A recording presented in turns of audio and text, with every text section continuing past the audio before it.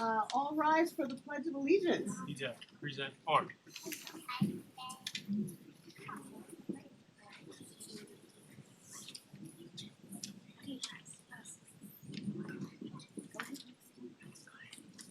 To the flag of the United States of America and to the republic for which it stands, one nation, under God, indivisible, with liberty and justice for all.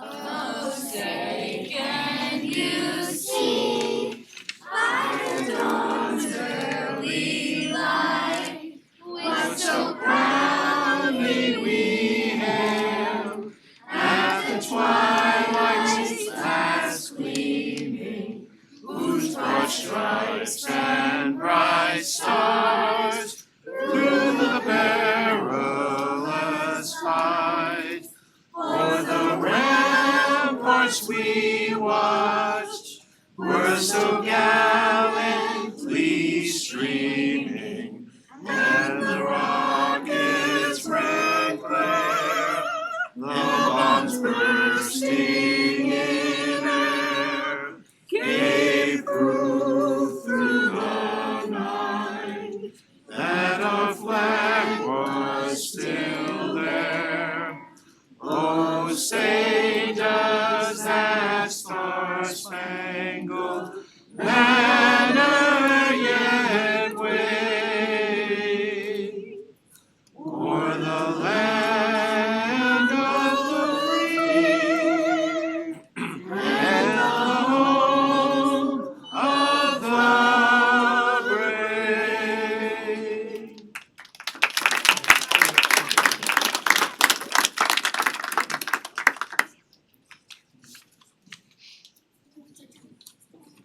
You may be seated.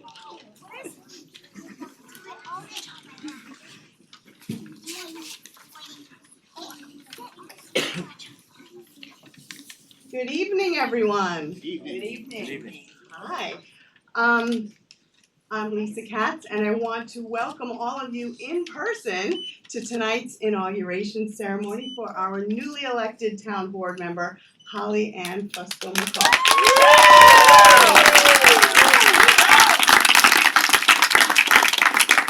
So before we get moving, I just wanted to thank the Presentation Colors, our Newcastle Police Department, Millwood Fire Department, Chappaqua Fire Department, and Chappaqua Volunteer Ambulance Corps, as well as our Brownie, Daisy, and Girl Scout troops. 4244, 2399, and 2719. You make us all look good, so thank you for being here today and for your wonderful rendition of our national anthem.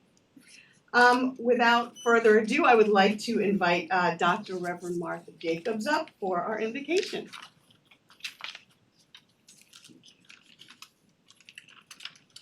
Good evening. Would you kindly join me in prayer? Oh, Holy One, we are so grateful that we live in a country where democracy is an important part of who we are. But we know democracy requires that people of good faith come together and vision together what is good and right for all people. As Holly takes her seat on this board tonight, may this board be a beacon of showing how to find ways to embrace the differences of its various members. May they be an example of how people of different backgrounds, belief systems, and views celebrate their differences by finding new ways forward that benefit everyone. May difference be seen not as good or bad. Instead, may difference be celebrated and lifted up and move this town forward to a place where all feel welcome and where all views are welcomed and heard. Holy One, may hearts and minds be open anew. And may not only this board, but may the town staff, members of this community, those who serve this community and keep us safe, and all who have a stake in this community, celebrate our diversity and our differences. Together, may we create something new and precious. Love, acceptance, and open arms for people of all ages, races, social standings, backgrounds, cultures, sexual orientations, and gender differences. Let Newcastle be a town that moves people to care for one another in new and different ways. Holy One, grant them wisdom, grant them courage for the living of these days. Amen. Amen. Mark.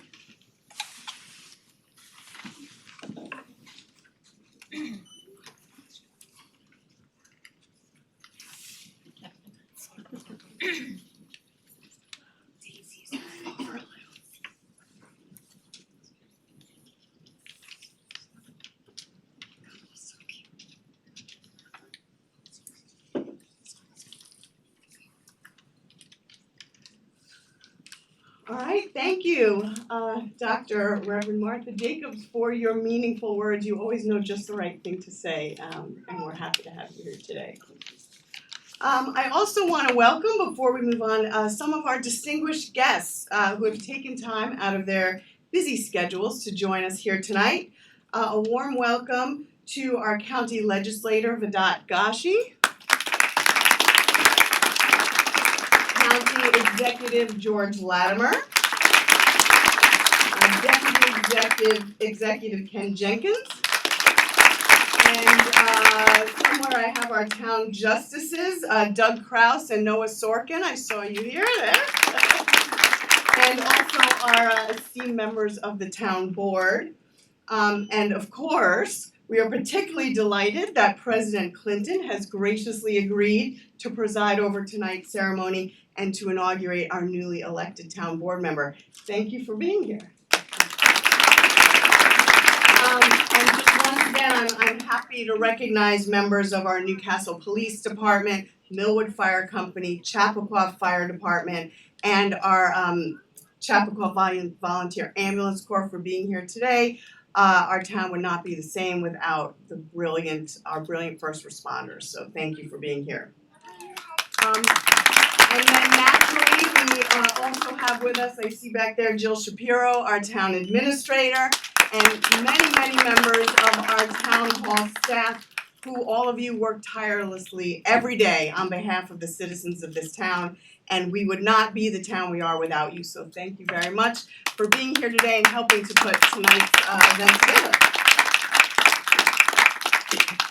So I remember sitting here 9 years ago at my first inauguration feeling both humbled and excited.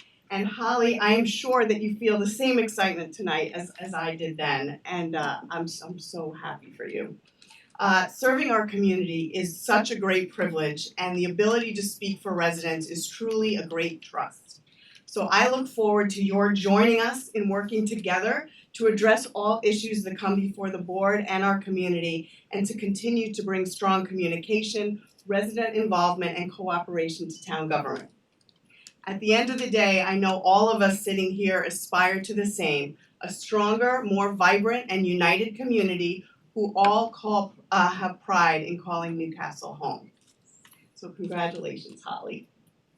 And before I introduce President Clinton, I wanted to invite our County Executive George Latimer up here to say a few words. We are glad that the traffic was fast to get you down from Albany back to our wonderful county, so you could be with us tonight. Thank you very much, Lisa.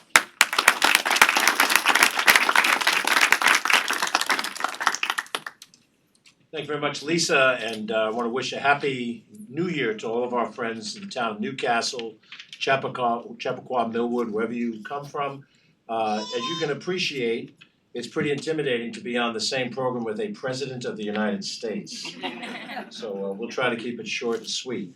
But this is a wonderful night, and for Holly McCall, a great statement of accomplishment as she joins the members of the town board. We in the county government, Ken Jenkins and myself, look forward to working with you as partners, and Holly to try to help your service be exemplary service with the partnership in the county government. I'm mindful that, and the name of the president, William Jefferson Clinton, reminds me that this is, I believe, what Thomas Jefferson envisioned. We're watching in Washington, D.C. right now the process of leadership. We're watching it in Albany. Ken and I were there to see the swearing in of Andre Stewart Cousins as the leader of the state senate. Ken and I were in Mount Vernon. We were in Mount Vernon last night for their city council inauguration and all of these other things. And this is part of something that is fundamentally American. What democracy is and what the peaceful transfer of power is, and what it is when a person steps forward and says, I want to serve, and I've gone before the neighbors, and they have agreed to allow me to serve. And that is what's happening tonight. And Holly's election and her service, as with Lisa and all of the other people who serve in public office, is, I think, exactly what those founding fathers anticipated. They might not have imagined women in those positions. They may not have imagined people of color in those positions, but that is the strength of America, that we have grown as a nation to embrace all different kinds of demographics, and that leadership is wherever we find it. Before I sit down, I just want to, I'm reminded of the song that the Daisies and the Brownies sang so well, our national anthem. You did a great job, girls. It is the most impossible song for an average person to sing, as I squeaked through it myself. But in the song, the last portion of the song I always think about, in which Francis Scott Key says, "Oh say, does that star-spangled banner yet wave?" He's looking generations to the future from when he wrote it. He wrote it, War of 1812, looking at Fort McHenry and the Baltimore Harbor. He's looking to a future that he could not envision, 200 years later where we are today.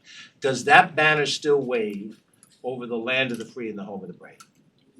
And it does tonight in Chappaqua, because this is still the democracy that was fought for that day, that a person serves on a town council. That's the democracy that they saw, and I'm so glad to be a part of it, as well as to be with President William Clinton, who I admire greatly. Thank you, Mr. President. Thank you, Madam Supervisor.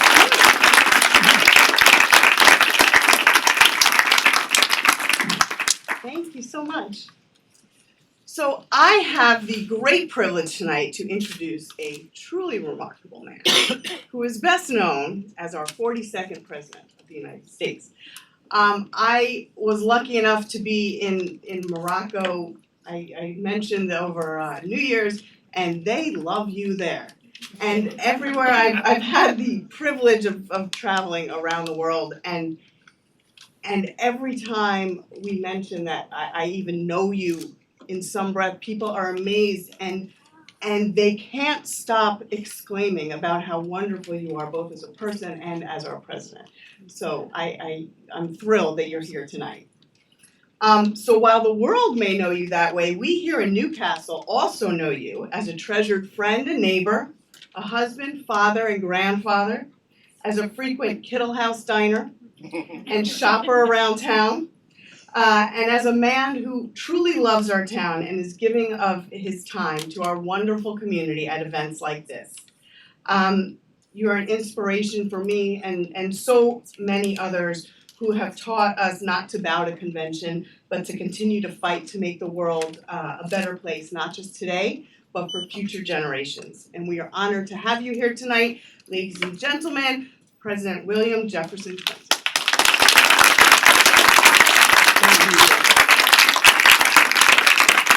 Thank you very much.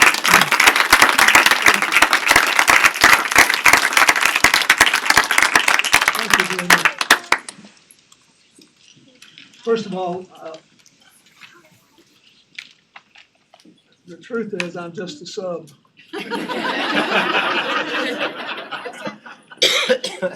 Hillary wanted to be here very much tonight. Sort of, I wouldn't say gloat, but at least smile over the continued feminization of the government of Chappaqua.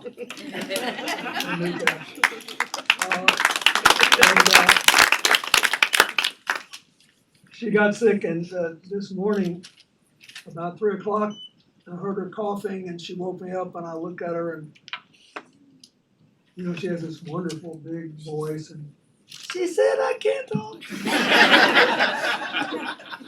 You have to do this for me."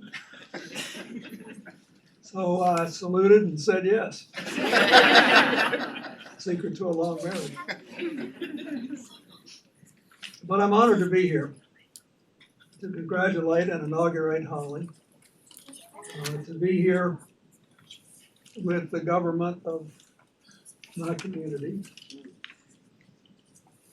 with the county supervisor and other Westchester officials. I'm really proud to live in a county where every town has a library. Old fashioned.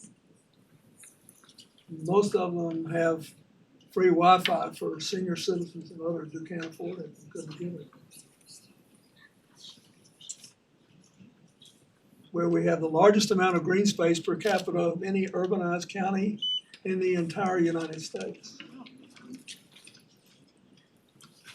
Where the pastor who prayed over us lets me walk in her beautiful grounds so that I can keep up some measure of exercise as I age. And I was thinking about all that when I watched the spat unfolding on television today. To make a point not confined to party. The thing that makes democracy work is not just majority rule. It's minority rights, individual rights, the rule of law, and some system for shared decision-making and rule-making. And when there are disputes, there's a sense that there's a fair process to resolve them.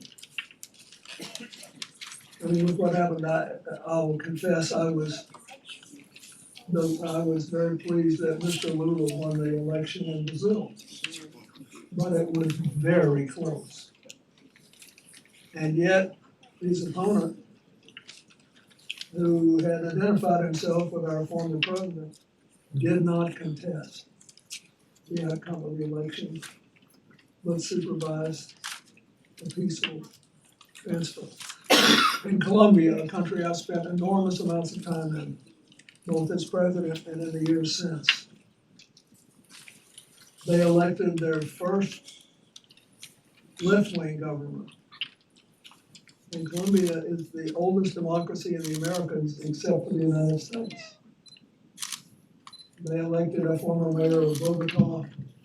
I met a decade ago when I was helping Colombia develop its first climate change initiatives, and he was already driving an electric car in Bogota.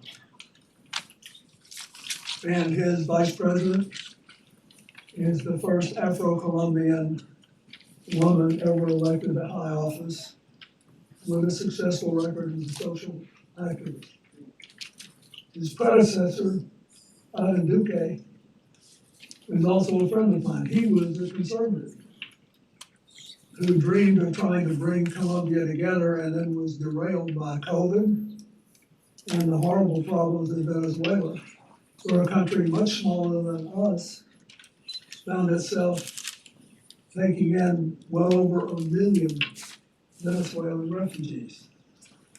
And they did it without a thought because 20 years earlier when Colombia was torn up, the Venezuelans had taken Colombians in. But he couldn't win the election because too many people were in too much trouble. And the collapse of the economy led to the rise again of narco-trafficking and gangs and violence. But he ordered his government to have the smoothest, most positive possible transition. I say that because in the end, the greatest test of democracy is the one you can see written about in all the journals covering the Constitutional Convention so long ago. Which matters more, our differences or our common humanity? Our differences matter a lot, but only when they're used to reach better decisions. I can fill this room with the studies that have been done showing that people with diverse opinions make better decisions than homogenous groups or lone geniuses. There have been example after example after example. When things get tough or people feel disrespected, or their grievances are aggravated. We tend to think only our differences matter. And the minute we start thinking that, we lose the edge that our differences give us. The United States, I still believe, is the best positioned country in the world for the 21st century. Because we are relatively young, although we better get over being against immigration because our birth rate is now below replacement level. And it will make us older quicker. I've reached the age where I always pull for the oldest contestant in every contest. But it is the constant infusion of youth and energy and ideas that keeps the country going.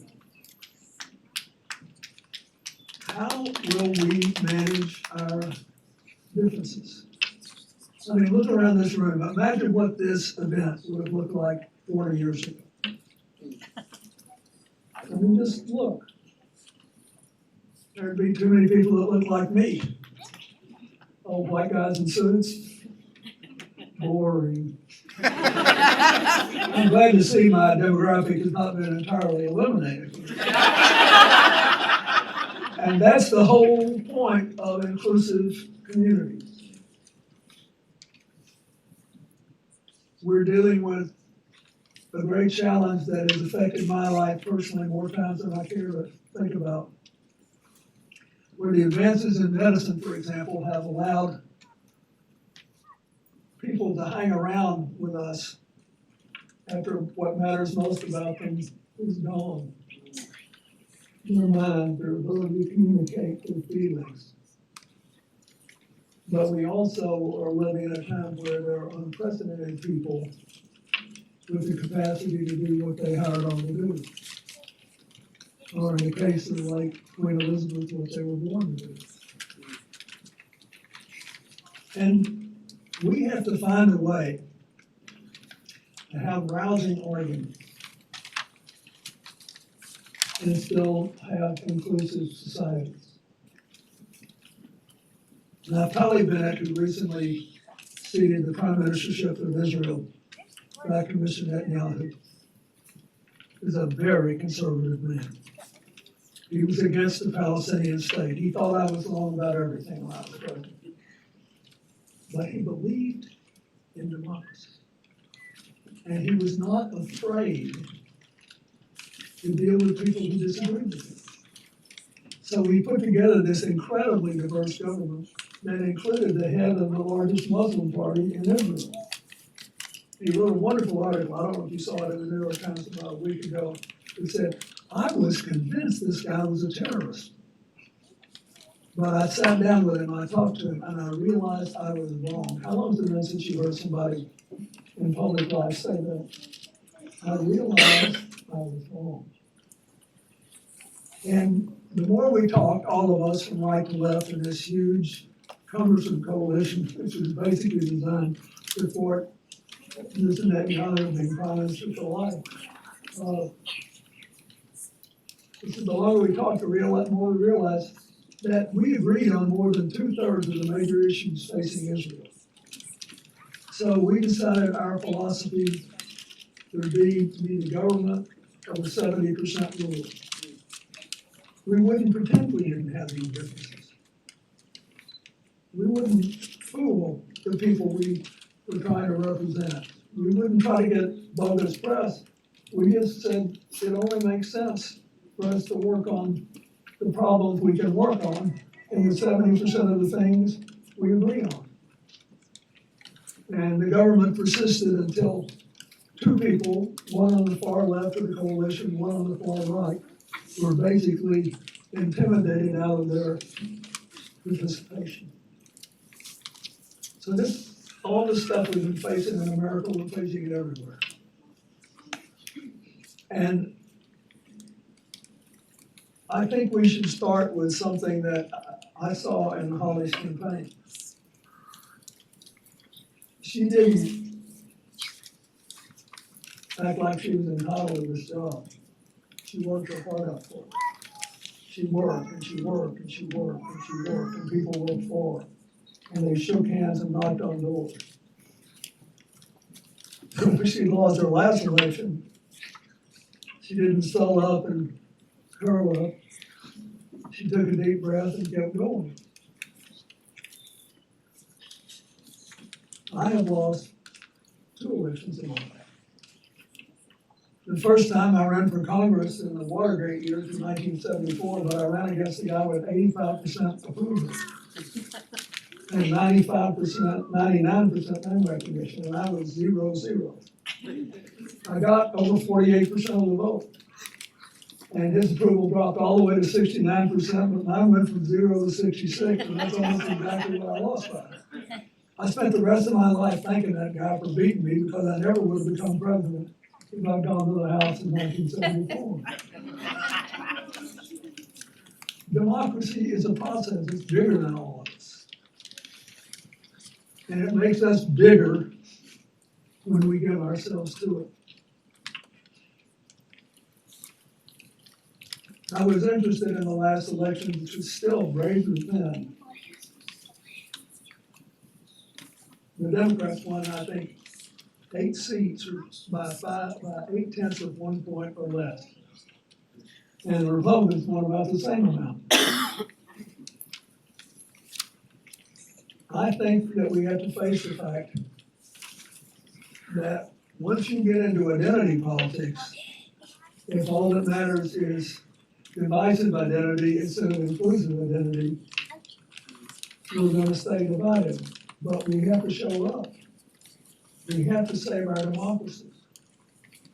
If you lose your freedom, everything else counts for less. That's why I wear this Ukrainian pin almost every time I'm forced to put on a coat.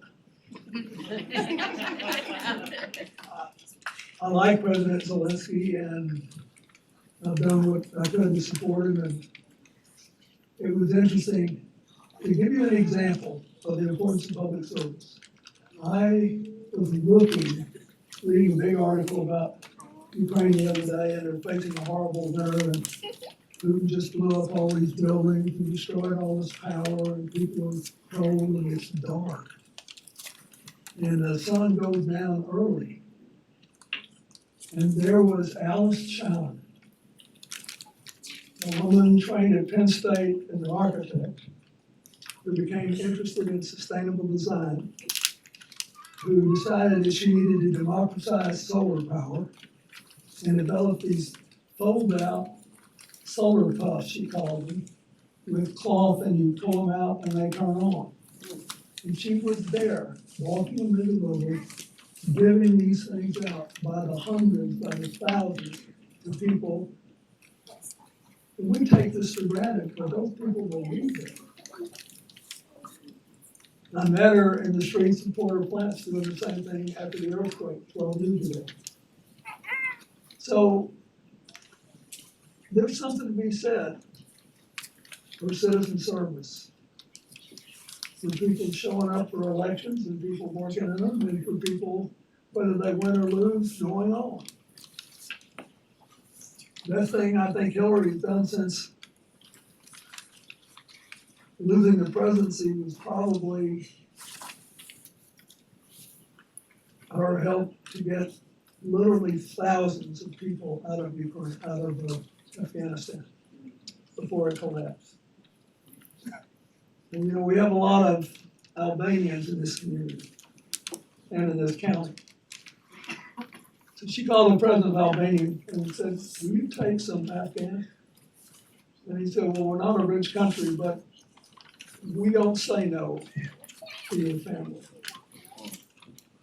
after what you did in Kosovo." And they took a bunch of Afghans. And we got great feedback on it, on what happened and how they're doing. And then they found out we weren't so different after all.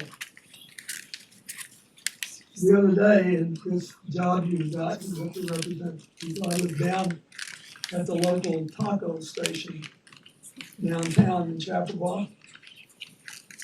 It belongs to an Albanian. It is managed by a Serbian. And all the cooks are Latinos. because they know what we're doing. So we just had 2 new restaurants in Chappaqua. They both belong to Albanians. So I'm in there, and the woman that runs it is delightful, said, "You been to the new restaurant yet?" I keep in mind she's a servant, which means that she is in all probability an Eastern Orthodox Christian whose group was responsible for what happened in Bosnia and supported Mr. Milosevic against the aspirations of the Kosovo. She said, "You've been to these new restaurants?" I said, "Well, I went to the one around the corner here." She said, "He's a good man." But she said, "You gotta go to the one up the hill too." Now she said, "That man is a Muslim, but he is a wonderful person, and you need to go there." And I thought to myself, why do we have to leave home and go so far away to learn to open ourselves to others? So I say to Holly, to Lisa, to George, to all of you, I thank you for your service.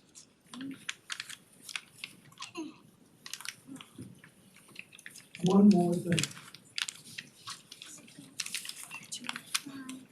I was asked to do one of these master classes a year ago. You know what they are when people get up, so you subscribe to it. And Hillary and I did it separately, and then we did one together. But I told all these stories, like the stories I've been telling you. But the one that meant the most to me was the story of my last class in 8th grade science. And the guy that was asking me questions looked at me like I slipped the gas, and she said, "You know, you've been to Morocco, you've been to Russia, you've been to China, you've been all this stuff." I said, "Well, let me tell you what happened. My teacher was a man named Bernardoki. He was an ex-coach. A lot of times when people couldn't coach anymore, they had to teach more until they could get their full retirement. Arkansas teachers were the second poorest paid in America. They made zilch. His wife was my history teacher. She was wonderful. His sister-in-law was my algebra and geometry teacher. So he was really good. But he was not a conventionally handsome man. He wore big Coke bottle glasses before there were any contact lenses. And he got heavier as he got older, but he was an Arkansas teacher, he couldn't afford new clothes, so he just kept bulging out of them. And he had this habit of smoking cheap cigars in a plastic cigar holder, and he bit down on it, and his whole face looked pinched. No one would think he was handsome. We get to the last day. He said, "Kids, you won't remember anything you learned in 8th grade science. If you don't remember anything else, remember this one thing. Every single morning, I get up and I go into the bathroom and I throw water on my face, wash it off, I put my shaving cream on, I shave, and I wipe the leather off. I look in that mirror and I say, 'Vernon, you're beautiful.'" He said, "You remember that. If you remember that one thing, everyone wants to do it with you. It'll take you a long way." So look around this beautiful crowd. You shouldn't spend so much time fighting. You should spend more time building. And that is what I wish for you, and for you, and for all of you who have given so much to public service. So come and I'll make you legal.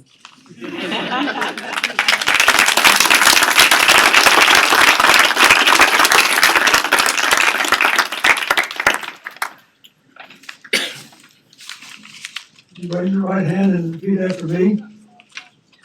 I, Holly F. McCall, I, Holly Ann Fusco McCall, do solemnly swear do solemnly swear that I will support the Constitution of the United States and the Constitution of the State of New York, that I will support the Constitution of the United States and the Constitution of New York, and that I will faithfully discharge the duties of Town Council member of the Town of Newcastle, and that I will faithfully discharge the duties as council member of the town of Newcastle, according to the best of my ability. according to the best of my ability. Congratulations.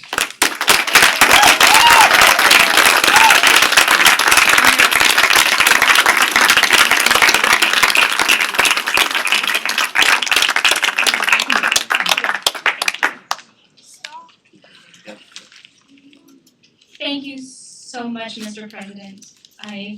As far as subs go, probably more than I could ask for. I'm incredibly grateful today, and saying thank you is insufficient. I am honored and I'm humbled to mark the start of this journey with someone who has been an inspiration and a role model, and who I also cast my very first vote for. So thank you, Mr. President. It's an absolute honor to have you swear me in. And thank you so much to my family, my parents, Jim and Karen, who are here from Massachusetts and have always been my biggest cheerleaders. To my husband, Chris, and our boys, Alexander and Jonathan. You've been by my side every step of my activism and my public service journey, even being willing to eat an absolutely unreasonable amount of takeout food in the past 2 years. And thank you to all my friends. You are my family here too, and I'm so grateful for your support and your friendship. Thank you to each one of you who took the time out of your day to be here and share this day with me. I'm incredibly grateful to Newcastle and the voters for giving me this opportunity to serve. It is truly an honor, and I will continue to work to earn that privilege every day. As Mr. President said, we know that people will disagree, and it is my promise to listen and serve every resident of Newcastle and be your advocate. I look forward to working with my fellow board members, the town staff, to continue to build an even better Newcastle. Thank you. Wait, Dr. Reverend Jacobs. I had to get the order right. Legislator Gashi, County Executive George Latimer, and Deputy Executive Ken Jenkins. Thank you for also being my supporters and my friends, and I look forward to working with you as well in this capacity. Thank you to the Brownies, the Daisies, and the Girl Scouts. I am so glad that you were here, and thank you so much for your patience, your beautiful singing, and to your parents for letting you stay out late. So, again, thank you, and I'm ready to get to work. All right.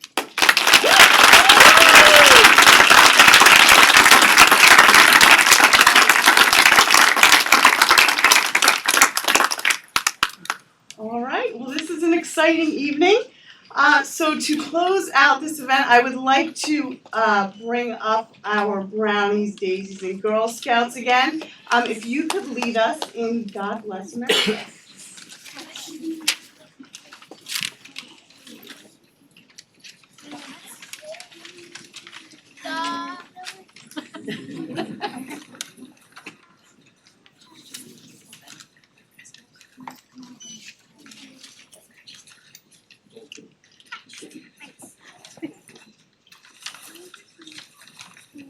Ready? 1, 2, 3.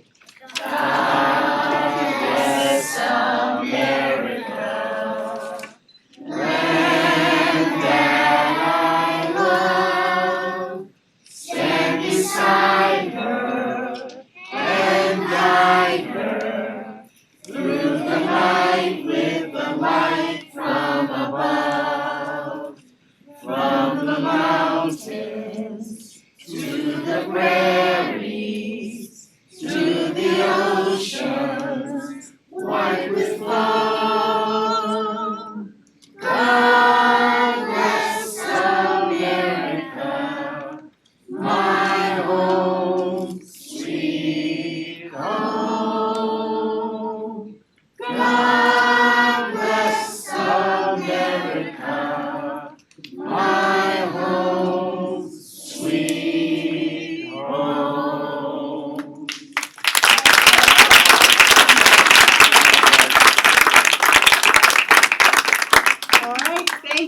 all for coming tonight, and on behalf of the town board, including its newly inaugurated member, I'd like to thank you for your faith in us, and we promise to work hard to make Newcastle even better than it already is.